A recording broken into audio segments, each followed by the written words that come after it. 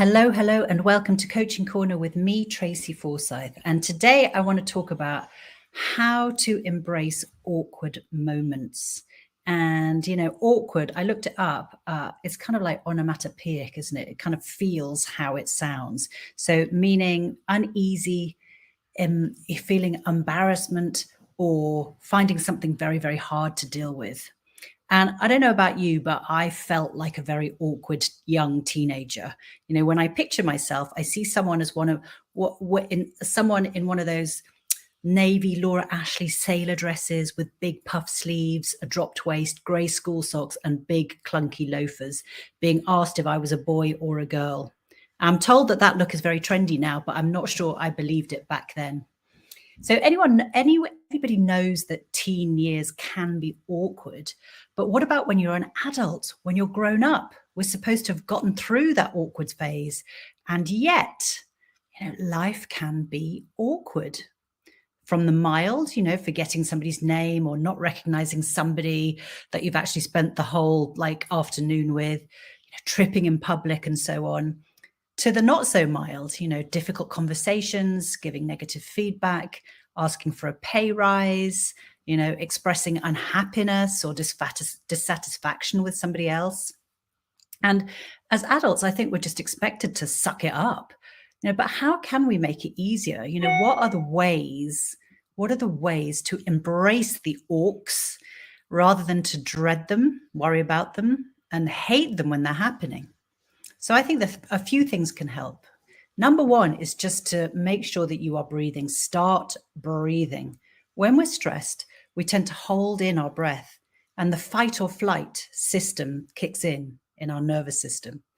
So by taking a conscious breath, making it slower and deeper is scientifically proven to kick in that rest and digest part of the nervous system. So it calms you down, gets more oxygen into your bloodstream, and it just allows you a moment to think.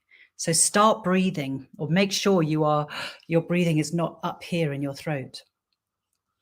Number two, I think, is to name what is going on. Internally, name what you're feeling. What are the emotions? For example, I'm feeling very embarrassed. I haven't seen that person since X, and I'm really worried about what the reaction is going to be. So I think naming what you're feeling helps separate the emotion from fact. So the emotion or the feeling may be transitory, linked to that moment, but it won't be forever. Yeah. So I think it just helps you sort of emotion from fact. Okay, so number three is to zoom out very, very high to a helicopter view. Yeah. So this is also known as taking things from a balcony view. When you're deep in awkward territory, you're very much on the dance floor, flooded with emotion, and it's very hard to view things clearly. But if you zoom out up to the balcony or even further to a helicopter view and look down at the dance floor, you get a different perspective. What can you see from here? Your point of view, their point of view, what's really going on? Yeah. So number four is, when you're from that perspective, is to ask yourself what is important. I think this is key to embracing awkward moments. Ask yourself what is really important at the end of the day. So rise above yourself, rise above the other person, and think about what matters, what truly matters.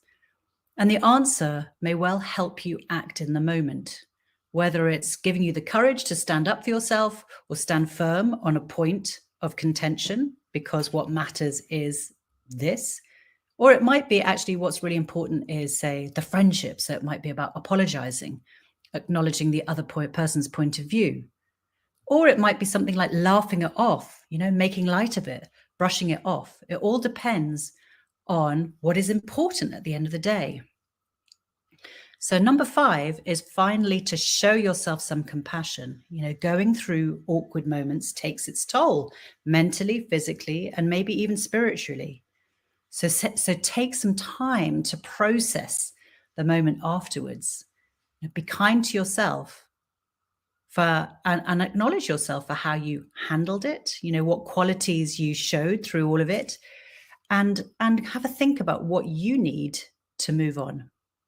And remember, if all else fails, that's saying this too shall pass. But I do think it's easier if you try some of these steps out. So let me know if they work for you, and take care. I'll see you next week.